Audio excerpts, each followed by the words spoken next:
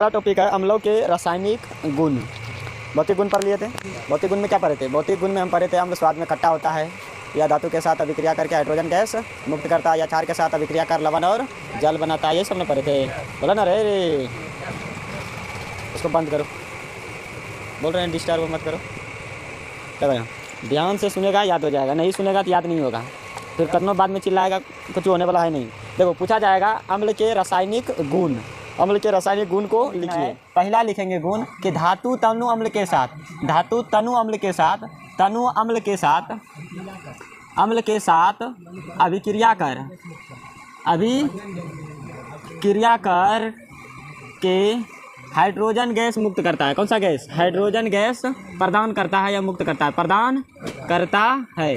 धातु तनु अम्ल के साथ अभिक्रिया करके कौन सा गैस? Hydrogen gas. यहाँ से आपसे पूछा जाएगा कि अम्ल के रासायनिक गुण को लिखिए। पहला लिखेंगे धातु अम्ल के साथ अभिक्रिया करके, धातु तनु अम्ल के साथ अभिक्रिया करके, धातु तनु अम्ल के साथ अभिक्रिया करके हाइड्रोजन गैस प्रदान करता है। जैसे और बचेगा कौन चीज? H2 बनेगा। तो सब में हमको क्या मिल रहा है? हाइड्रोजन मिल रहा है। मिल रहा है कि नहीं मिल रहा है? तो हम यहाँ से पहला ये लिख सकते हैं कि अम्ल धातु के साथ अभिक्रिया करके, अम्ल धातु के साथ अभिक्रिया करके हाइड्रोजन गैस प्रदान करता है। पहला टॉपिक क्लियर हो गया। अम्ल धातु के साथ दूसरा क्या लिखेंगे? देखिए दूसरा हम लिखेंगे कि अम्ल जो है धातु कार्बोनेट से, CO3 को क्या कहते हैं? कार्बोनेट। CO3 को कार्बोनेट। याद रखना, जहाँ आपको CO3 दिखाई दे उसको क्या कहते हैं? कार्बोनेट कहते हैं। इसका नाम क्या होता है? कार्बोनेट। जिसमें CO3 लगा है तो उसको कार्बोनेट पढ़ते हैं।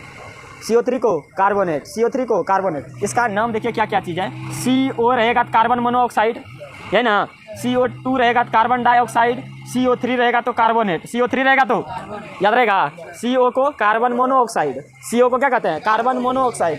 CO2 को क्या कहते हैं? Carbon dioxide. और CO3 को कार्बोनेट कहते हैं। क्या कहते हैं? कार्बोनेट। तो लिखेंगे अम्ल धातु कार्बोनेट से अभिक्रिया करके, अम्ल धातु कार्बोनेट से अभिक्रिया करके, अम्ल धातु कार्बोनेट से अभिक्रिया करके कार्बन डाइऑक्साइड गैस प्रदान करता है। तो दूसरा हम क्या लिख सकते हैं? दूसरा लिख सकते हैं कि अम्ल क्या लिखेंगे? अम्ल धातु कार्बोनेट से, अम्ल धातु कार्बोनेट से, कार्बोनेट से नेट से अभिक्रिया कर, अभिक्रिया कर, अम्ल धातु कार्बोनेट से अभिक्रिया कर क्या देता है? कार्बन डाइऑक्साइड प्रदान करता है। कौन सा गैस? कार्बन डाइऑक्साइड गैस प्रदान करता है। लिखेंगे अम्ल धातु कार्बोनेट से अभिक्रिया करके, अम्ल धातु कार्बोनेट से अभिक्रिया करके, अम्ल धातु कार्बोनेट से अभिक्रिया करके हाइड्रोजन गैस प्रदान। जैसे में आप अगर देख सकते हैं तो यहाँ देखिए पहला एग्जांपल ये लिख सकते हैं CaCO3, जिसमें CO3 लगा रहेगा, कार्बोनेट होगा। क्या होगा? कार्बोनेट। और इसके पहले Ca लगा है। Ca क्या है? धातु ना है, तो धातु के साथ CO3 लगा है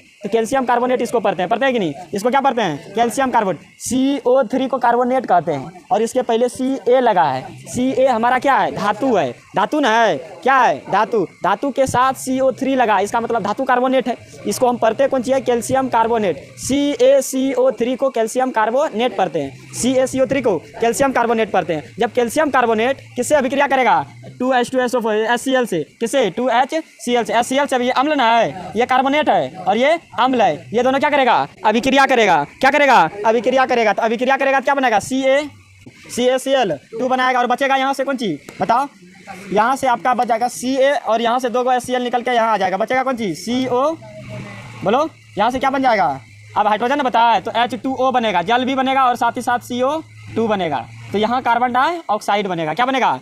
हम ये लिख सकते हैं कि अम्ल धातु बाइकार्बोनेट, अम्ल किसे? धातु बाइकार्बोनेट से अभिक्रिया करके लिखेंगे अम्ल, क्या लिखेंगे? अम्ल धातु बाइकार्बोनेट से, धातु बाइकार्बोनेट से, बाइकार्बोनेट से, कार्बोनेट से, अम्ल धातु बाइकार्बोनेट से अभिक्रिया कर, अभिक्रिया कर, अभिक्रिया कर कौन सा गैस देता है? बताओ। अम्ल धातु बाइकार्बोनेट से अभिक्रिया कर, ये भी कार्बन डाइऑक्साइड गैस प्रदान करता है। कौन सा गैस? कार्बन डाइऑक्साइड गैस प्रदान करता है, प्रदान करता है, प्रदान करता है। अम्ल धातु बाइकार्बोनेट से अभिक्रिया कर कार्बन डाइऑक्साइड गैस प्रदान करता है। अगर पहला नंबर देख लें तो NaHCO3, ये देखो सोडियम क्या है? धातु है और ये क्या है? बाइकार्बोनेट है, तो सोडियम बाइकार्बोनेट है। प्लस ये किसके साथ? मान लो कि किसके साथ? HCl के साथ। अम्ल के साथ ना अभिक्रिया करेगा। अम्ल धातु बाइकार्बोनेट से क्या कर रहा है? अभिक्रिया कर रहा है। तो धातु बाइकार्बोनेट ये हुआ और अम्ल हमारा ये है कि नहीं है? ये दोनों क्या करेगा? अभिक्रिया करेगा। तो Na जो है Cl को लेके निकल जाएगा, NaCl, Na NaCl हो जाएगा, Na क्या हो जाएगा, Cl हो जाएगा, Na क्या हो जाएगा, Cl हो जाएगा, होगा कि नहीं होगा, यहाँ 2 नहीं देना है आपकी बात। उसके बाद क्या बनेगा, यहाँ से देखो Cl निकल ना गया, इसका Na निकल गया कि नहीं। अब बचा कौन सी, एक हाइड्रोजन और एक हाइड्रोजन, 2 हाइड्रोजन हुआ कि नहीं, तो लिख देंगे 2 हाइड्रोजन लिख दिए। इसका 3 का ऑक्सीजन यहाँ बचा हुआ, हाइड्रोजन भी खत्म हो गया, हाइड्रोजन भी क्या हो गया, खत्म हो गया। बचा कौन सी, CO3 यानी बचा है, CO3 में एक ऑक्सीजन निकाल के इसमें लिख देंगे, लिख दिए हैं। तो H2O जल बन गया।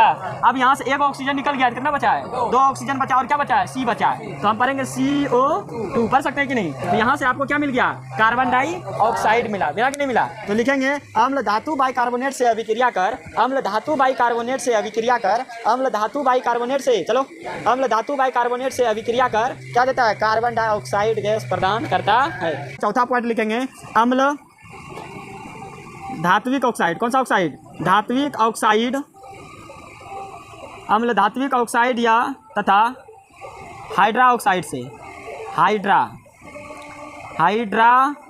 ऑक्साइड से अभिक्रिया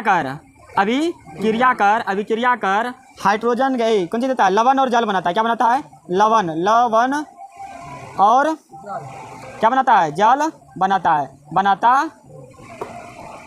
है CaO, कैल्शियम क्या लिख सकते हैं, कैल्शियम ऑक्साइड, CaO क्या कहते हैं, कैल्शियम ऑक्साइड हुआ। और उसके साथ क्या लगा देंगे हम, बताओ। इसके साथ अगर अम्ल को ना, अम्ल से अगर इसका अभिक्रिया कराते हैं तो Ca जो है Cl को लेके निकल जाएगा, CaCl2 हो जाएगा। यहाँ से हाइड्रोजन क्या है, क्या गो, 2 को ना, हाइड्रोजन क्या गो, 2 गो, ऑक्सीजन क्या गो, 1 गो। इसका ऑक्सीजन भी बदले ना है, ECaCl को लेके निकला है, निकल गया कि नहीं। उसके बाद यहाँ बचा O और यहाँ बचा कौन सी, H2। तो H2 और O मिलके क्या बना दिया, जल बनाया कि नहीं बनाया। अम्ल जो है कौन सा, धात्विक ऑक्साइड या हाइड्रा ऑक्साइड से अभिक्रिया कर, अम्ल धात्विक ऑक्साइड या हाइड्रा ऑक्साइड से अभिक्रिया कर लवण और जल बनाता है, यहाँ तक समझ में आ गया। अम्ल धात्विक ऑक्साइड हाइड्रा ऑक्साइड से अभिक्रिया कर लवण और जल बनाता है, लवण और क्या बनाता है, जल बनाता है। अम्ल जो है अगर कहेगा अम्ल क्षार से अभिक्रिया करके क्या बनाएगा, 5वां पॉइंट में क्या लिखेंगे, अम्ल क्षार से अभिक्रिया कर, अम्ल क्षार से अभिक्रिया करेगा, अम्ल क्षार से अभिक्रिया कर लवण बनाता है और जल बनाता है, अम्ल क्षार से अभिक्रिया कर लवण और जल बनाता है, अम्ल क्षार से अभिक्रिया कर लवण और जल बनाता है। 5वां पॉइंट लिखेंगे अम्ल क्षार से अभिक्रिया कर क्या बनाएगा, लवण और जल, अम्ल क्षार से अभिक्रिया कर